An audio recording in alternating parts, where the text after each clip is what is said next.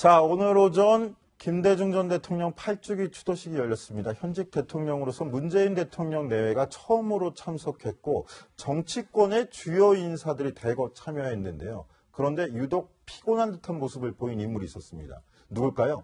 영상으로 확인해 보시죠.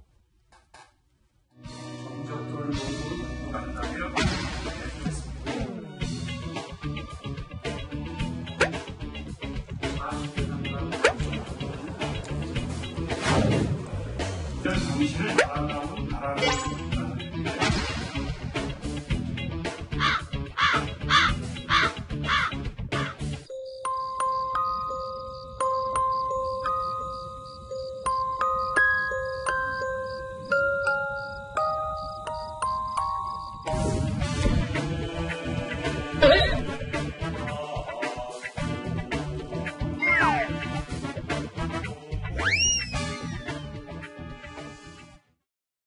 예, 두 번째 발표는 자유한국당 류여의 최고위원과 함께 이야기하면서 풀어보겠습니다. 어서 오십시오. 네, 안녕하세요. 자, 류 최고위원, 공교롭게도 홍준표 자유한국당 대표께서 좀 꽤 피곤하셨던 것 같습니다.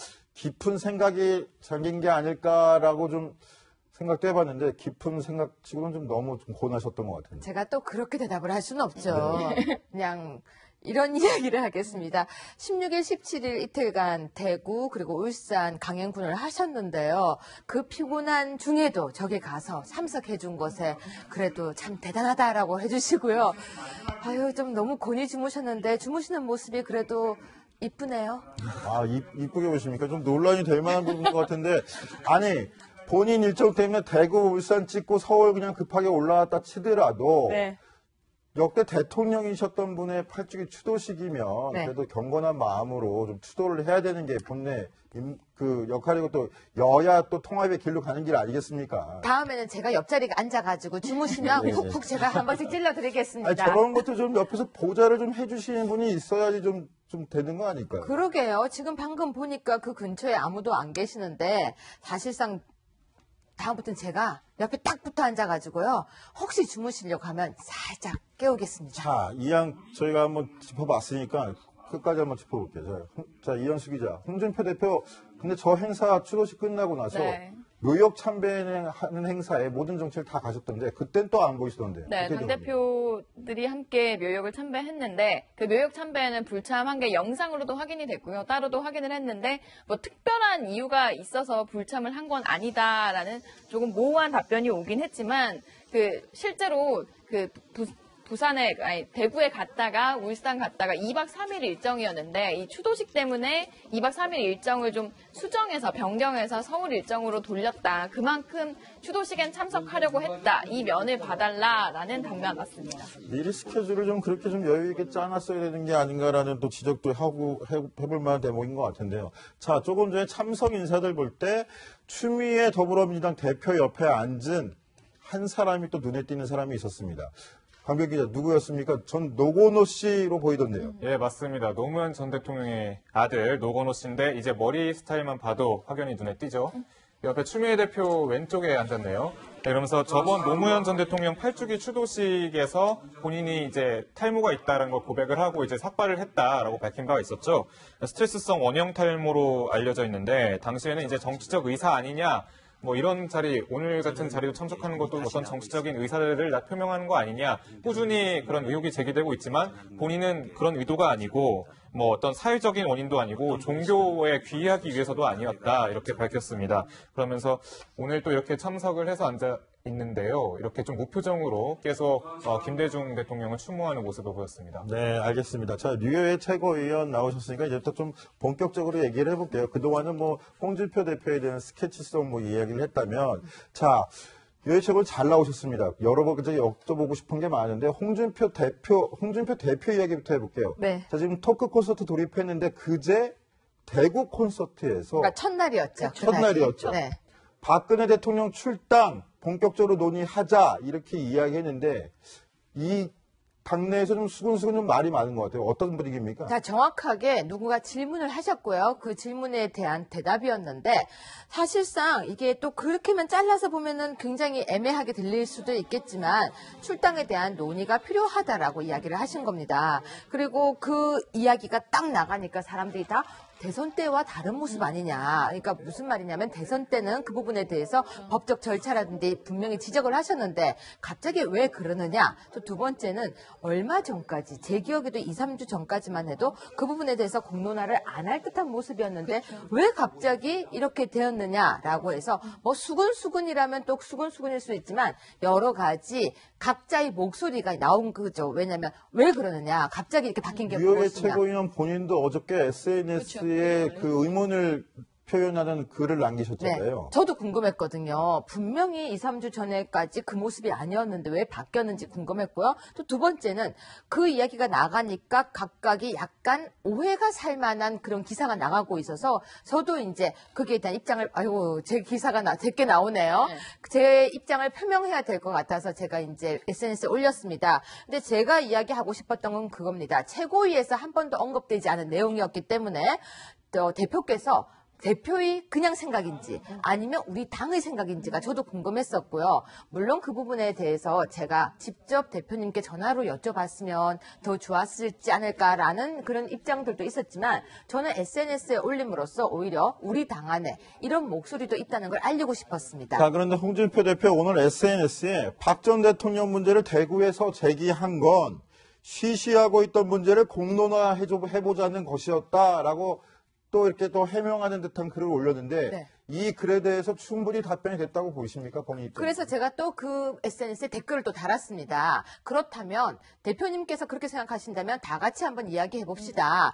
혼자만의 생각이 아니셔서 정말 좋습니다라고 댓글을 달았는데요. 저는 그 부분에는 찬성합니다. 대표님께서 정말로 본인의 생각을 강하게 고집을 하신다면 오히려 더 보기 좋지 않은 모습이었을 텐데 SNS에 자 그렇다면 공론화하겠습니다. 각자 생각을 이야기하십시오 했기 때문에 저 역시 이제 회의에서 제 목소리, 제 이야기 또 제 생각을 이야기할 수 있는 장이 생겨서 오히려 대표님이 열고 계신 소통의 모습을 보여줬다. 이렇게 생각이 들었습니다. 자, 그러면 공론화 됐습니다. 네. 그래서 회의장에 같이 앉았는데 저기 홍준표 대표도 앉아있고 한데 네. 과연 박근혜 전 대통령 출당 조치 네. 찬성입니까? 반대입니까? 제가 윤리위원이었거든요. 그렇죠. 그 당시에 우리가 회의했던 내용이 뭐였냐면요. 1심 재판까지 갑시다. 당헌 당규에 따릅시다였어요. 저는 지금도 그 원칙입니다. 왜냐면은 어차피 1심 재판 결과 나오는 게 얼마 남지 않았고요. 당헌 당규에도 그 내용이 있기 때문에 굳이 지금 공론화해서 출당, 탈당 그게 의미가 없다는 거죠. 해야 할 일이 너무 많은데 그 의미 없는 것에 우리의 전투력을 낭비하지 말자라는 게 제 생각이고요. 이미 비상대책위원회 때 그리고 윤리위원회에서 다 언급됐던 내용이기 때문에 그건 그대로 두고 가고 새로운 내용을 해도 된다라고 생각하는데요.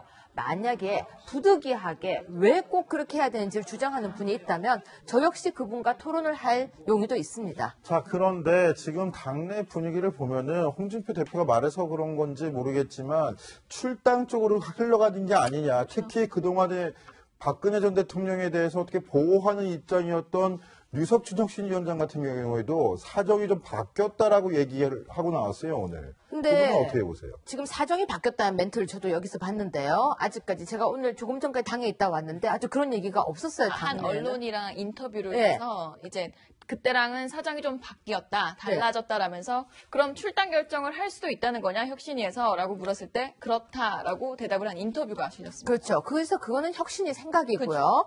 또 저는 제 생각이 있을 수 있잖아요. 제 생각이 있고 제 의견이 있을 수 있기 때문에 그 부분은 충분히 같이 논의를 하고 그 논의하는 모습을 국민들이 볼 수 있다면 전 더 좋을 거라고 보여집니다. 자, 그런데 뉴욕의 최고위원 제가 그제 방송을 하면서 좀 인상적이었던 게 8월 15일 날 마로니에서 열렸던 집회에 비 엄청 맞았어요. 비를 맞으시면서 또 네. 빨간 우비까지 입으시고 나와가지고 목소리를 높이셨더라고요. 네. 거기에 참석하셨던 이유는 박근혜 전 대통령이 좀 억울하다. 저 멘트 정확하게 그 내용 전혀 없습니다. 그런 의도가 실리신 건가라고 여쭤보고 정확하게 제가 왜 나갔는지를 이야기해 드리겠습니다. 태극기 집회 처음 나갔습니다. 제가 이때까지 열리는 동안 나가지 못했던 이유 중에 하나가 뭐 시간도 있지만 시간도 없었다는 것도 핑계일 수 있겠지만 아직까지 제가 왜 나가야 되는지 명분을 몰랐지만 이번에 명분이 있었습니다. 모든 태극기 집회가 한 번에 한 장소에 모인다고 했었고요.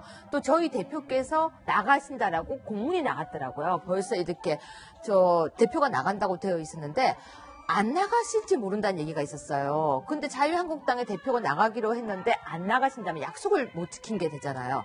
그래서 제가 나간 것도 있고요. 또 하나는 축사를 하러 가기 위해서 모두가 의견을 하나로 모아야 한다는 데는 저는 의견을 같이 했거든요. 그래서 제 역할은 축사였습니다. 비가 많이 이게 왔어요. 당시 행사에서 이제 홍 대표에게 의뢰를 참석해달라고 요청을 한 건 맞지만 홍 대표가 그 자리에서 홍 대표 측에서는 불참을 통보했다고 하더라고요. 저는 그 그런데 부분을 못 공문에는 들었어요. 네. 들어가 있어서 좀 논란이 있었던 부분이 그러게요. 저는 그 부분 체크를 제가 못했고요. 이제 만약에 그렇다고 하면 그 공문이 돌고 있을 때 빨리 막았어야 되는데 그런 부분은 저희 당으로서 그건 실수한 것 같습니다. 그런데 우리 류해 최고위원 지난 한 주 동안 워낙에 또 바쁘게 움직이셔가지고 이 얘기도 한번 여쭤보고 싶은 게 네. 첫날 대구에서 토크 콘서트 할 때 같이 동행하셨었죠. 아니요, 저 아니요. 아, 그때는 안 가셨어요. 16일 날 17일에 가셨죠. 16일 날은 저녁에 제 개인 약속이 있어서 안 갔었고요. 저는 17일 날 어제 울산에 다녀오셨죠. 번개 아니요, 저는 울산도 안 갔습니다. 아, 그렇죠. 네. 번개 미팅을 하셨죠. 맞아요. SNS에 다 제가 나와 있습니다. 제가 잘못 알고 있었습니다. 잘못 죄송합니다. SNS에 제가 번개를 요청했었고요. 그 요청을 대구에서 했는데 많은 사람들이 오셨고 많은 목소리를 들었습니다. 아유, 죄송합니다. 그때 대구 시민들은 박근혜 대통령 출당 문제에 대해서 좀 뭔가 의견을 내던가요? 그럼요. 왜 갑자기 이렇게 하느냐. 분명히 당에서, 자유한국당에서 그 당시 목소리와 다르게 갑자기 바뀐 이유가 뭐냐. 최고의 결정이냐라고 이야기가 들어왔었고요. 탈당을 하겠다라는 사람들도 많았기 때문에 제가 사실 SNS를 통해서 그 글을 남겼던 것은 우리 당에 계신 분들이 탈당을 하겠다는 걸 막고 싶은 생각도 있었습니다. 왜냐하면 공론을 통해서 결정이 되고 탈당을 해도 늦지 않기 때문에 제가 SNS에 얼른 글을 올렸고요. 또 그 글을 보고 다들 기다려주고 계십니다. 그래서 너무 감사하다는 생각이 들었습니다. 자, 요거 한번 들어보고 다시 이야기를 나눠볼게요. 박 전 대통령 출당이라는 민감한 사안을 꺼내던 홍준표 대표. 어제 울산에서 진행된 토크 콘서트에서는 한 시민의 꾸지람을 듣기도 했다고 합니다. 어떤 목소리 때문에 꾸지람이라고 표현을 했을까요? 영상으로 함께 보시죠. 이쪽에서는 계속 오늘 아침부터 보면 뭐 계속 그런 욕을 홍방자니 계속 저보고 방자라고 하죠. 이렇게 왜 그랬냐면 박근혜 대통령 탄핵 때 내가 그 춘향인 줄 알고 뽑았는데 보니까 향단이었다. 그러니까 박근혜 대통령 지지하는 분들은 이도령인 줄 알았는데 방자였다. 그래 하죠. 그래서 저는 우파의 분열 발언은 지금 조금 안 해줬으면 안 좋겠느냐. 저는 바람이 그겁니다. 다 같이, 그래서 지금 계속 이것 때문에 온 아침부터 욕을 들으니까 저 마음이 진짜 안 좋았습니다. 그래서 오늘 꼭 내가 참석해, 오늘 제사인데도 안 가고 오늘 꼭 찾아왔습니다. 이 말씀 좀 드리고 싶어서 제가 왔습니다. 이사입니다. 네. 감사합니다. 제사장. 주의하겠습니다. 네, 박근혜 전 대통령 출당 문제 공론화시키는 데는 성공한 홍준표 대표, 저렇게 지지자의 꾸지람에 주의하겠다라고 이야기도 했는데요. 자, 류해 최고위원, 홍준표 대표 생각은 어떨까요? 일단 출당 문제 꺼내 들었지만 박근혜 전 대통령에 대한 지지자들이 빠져나갔을 경우에 자유한국당이 더 존립할 수 있느냐 이런 고민도 하고 있을까요? 그런 고민을 아무래도 하시겠죠. 그렇지만 또 한편으로서는 갈등이 있을 것 같아요. 정말 우리 당을 살려야 되고 지금 정말 지지율이 딱 이렇게 답보 상태인데 올려야 되고 오죽하면은 지금 이렇게 토크 콘서트를 돌고 있겠습니까? 하시는 생각은 딱 하나입니다. 당의 지지율을 올려야 된다. 20%를 넘어서서 그래도 25% 정도 넘어서야 한다는 생각이고 저도 거기에는 정말 동의하기 때문에 우리가 오늘 토크 콘서트도 사실 걱정이 됩니다. 젊은이들 속으로 들어가야 되는데 왜 걱정이 안 되겠습니까? 대표께서도 그 얘기를 하셨어요. 내가 진짜 지지율을 위해서 뭐든지 하겠다라고 하셨는데요. 이렇게 실수도 있을 수 있겠지만 그래도 자유한국당이 이렇게 변화하는 모습을 보여주기 위해서 여러 노력하는 모습을 좀 박수를 좀 쳐주셨으면 좋겠습니다. 자, 요 며칠 사이에 자유한국당 수뇌부에서 나온 얘기들이 참 재밌어요. 네. 홍준표 대표 같은 경우에는 뭐라고 그랬냐면 박근혜 전 대통령이 지금 재판정에서 참모들하고 네가 잘했느니 내가 잘했느니 싸워야 되겠느냐. 차라리 내 잘못이다. 그러니 내 참모들은 거느리지 말아달라. 이렇게 본인이 정치적 책임을 져야 되는 게 아니냐 이렇게 얘기를 하고 유석준 혁신위원장 같은 경우에는 박 전 대통령 스스로 탈당하는 방법도 있지 않겠느냐 이렇게 얘기를 하는데 그런 속내들을 좀 내비치는 게 아닐까요? 사실은. 그렇기도 하지만 저는 다양성이라고 생각합니다. 이 당 안에서 똑같은 목소리가 한꺼번에 나온다면 그건 더 이상하잖아요. 일관되게 한 사람의 목소리가 나온다면 누군가의 사당이 되는 건데요. 정말 다양한 목소리가 나와서 협치와 합치를 하는 모습을 이제 다음 주 정도 되면 보여드리지 않을까. 저희 24일, 25일 연석회의 가거든요. 그 안에 들어가서 회의하기 위한 주제가 던져진 거라고 전 보여집니다. 네, 그렇군요. 근데 류여의 최고위원 조금 전에 말씀하실 때 어찌됐건 간에 1심 판결을 보고서 결정해야 될 문제라고 본인 의견을 얘기하셨는데 근데 1심 판결 갖고 얘기를 하자면 어떤 분들은 이렇게도 말합니다. 이미 헌법재판소에서 대통령이 지위까지 다 이뤘는데 헌법재판소 어딘지 뻔히 아시잖아요. 대법원과 동격인 재판소인데 그런데 무슨 1심 판결을 더 기다리냐 이렇게 이야기하시는 분들도 있거든요. 그렇다면 저는 이렇게 얘기하겠습니다. 이미 그렇게까지 했는데 굳이 탈당을 시켜야 돼서 얻는 것이 무엇이 있을까라는 거죠.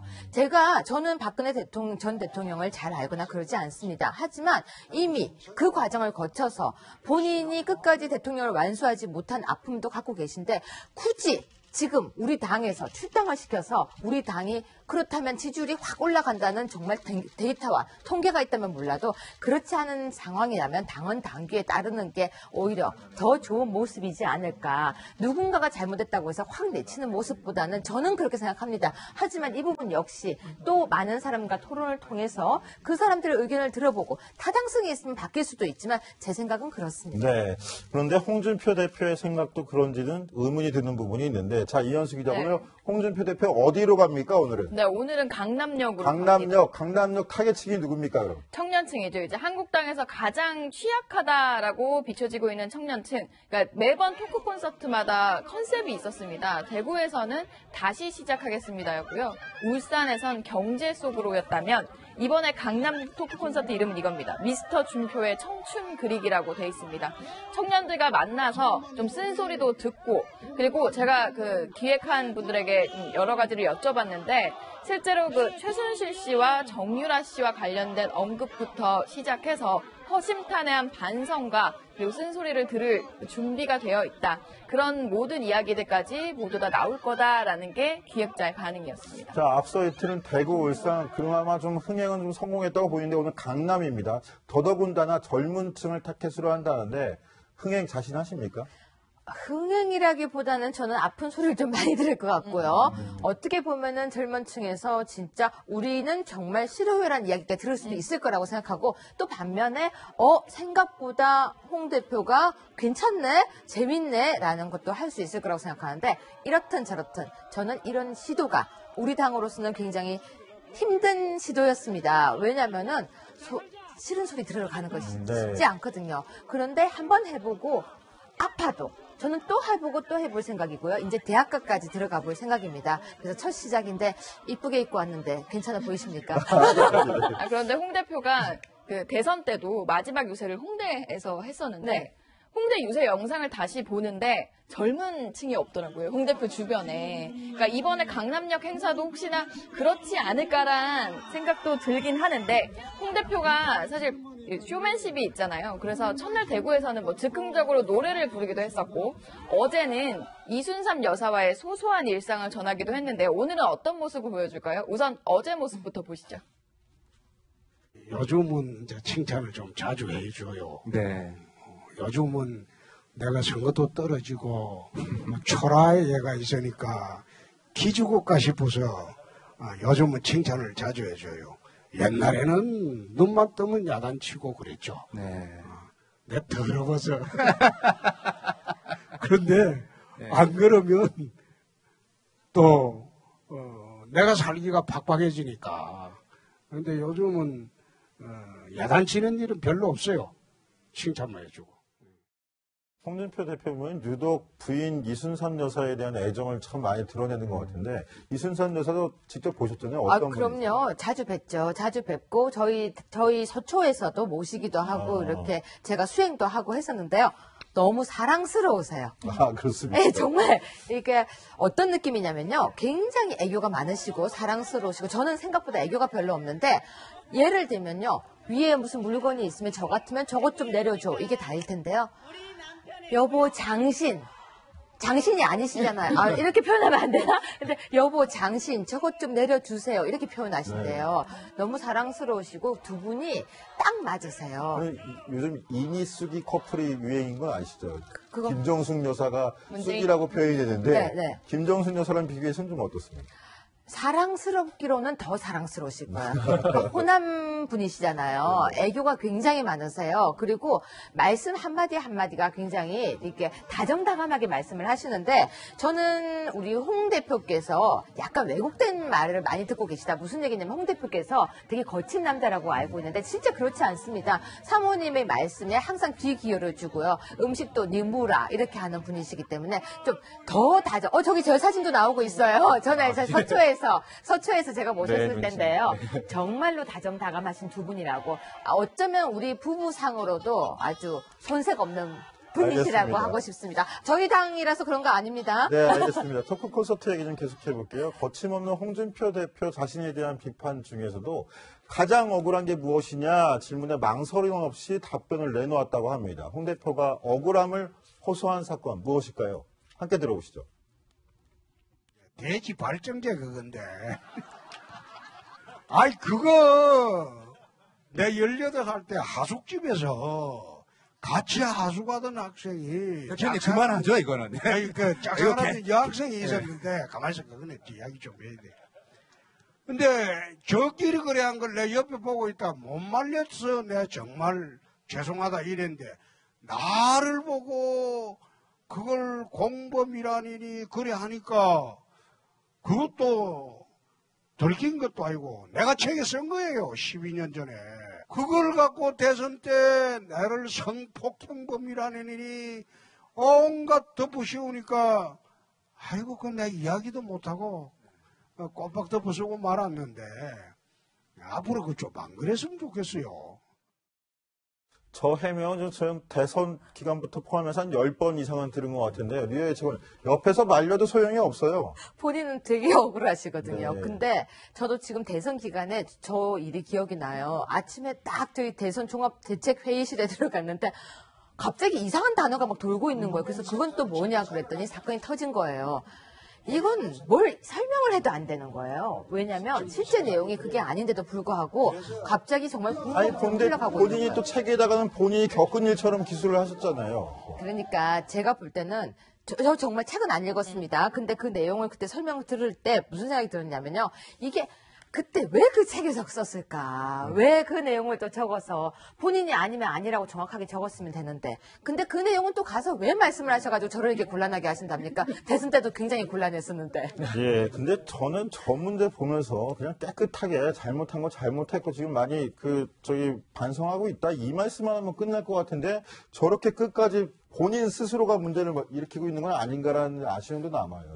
그러니까요. 옆에서 말리는데 왜 계속 하셔가지고 저를 또 이렇게 곤란하게 하십니까? 자, 그런데 오늘 뉴욕의 최고위원 빨간색 자유한국당 특징인 옷을 입고 나오셨는데 네. 홍준표 대표 어제도 저 빨간색 셔츠 차림으로 나왔어요. 제가 그제 방송에서 저거를 네. 소개했던 것 같은데 이틀 연속 같은 옷을 입은 사연이 좀 있습니까? 그래서 저도 이제 보고서 홍준표 대표 단벌 신사구나 이렇게 생각을 했었는데 사실 그 사연이 좀 있더라고요. 그래서 보니까 보통 홍준표 대표는 이렇게 얘기를 해왔습니다. 본인 아내가 코디를 해준 대로 입는다. 근데 이번에 콘서트에 뛰어들 때는 실무자에게 이 코디를 좀 많이 의견을 들었다고 그래요. 그러면서 이제 빨간색으로 주로 매치를 했잖아요. 근데 이제 빨간색이라는 뜻이 정의와 열정이라는 뜻이 좀 담겨 있다. 이런 얘기를 듣고 이제 빨간색을 주로 입기로 이렇게 한 건데 그래서 아무래도 기존에 입던 그 의상보다는 좀 젊어진 그런 스타일로 좀 나서서 좀 뭐 젊은 사람부터 좀 고령의 나이대까지 모두를 끌어안겠다는 이미지